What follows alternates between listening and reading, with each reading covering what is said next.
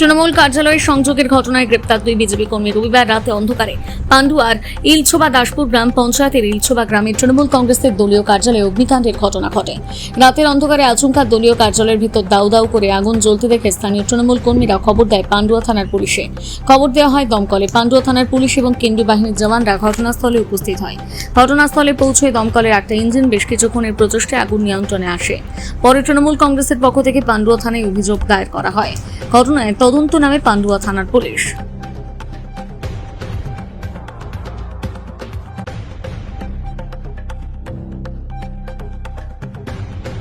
ঘটনায় দুই বিজেপি কর্মী গ্রেপ্তার, কি বলবেন দাদা?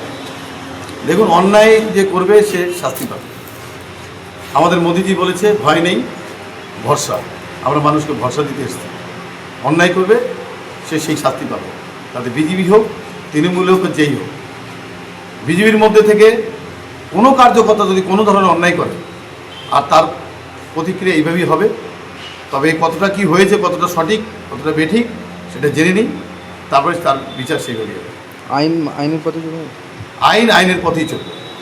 আর আইনকে পুরো তৃণমূলের মতন গলা টিপে রাখেনি বিজেপি। তাকে হাত ছেড়ে দেওয়া আছে, তার মতন করেই ব্যবস্থা নেবে।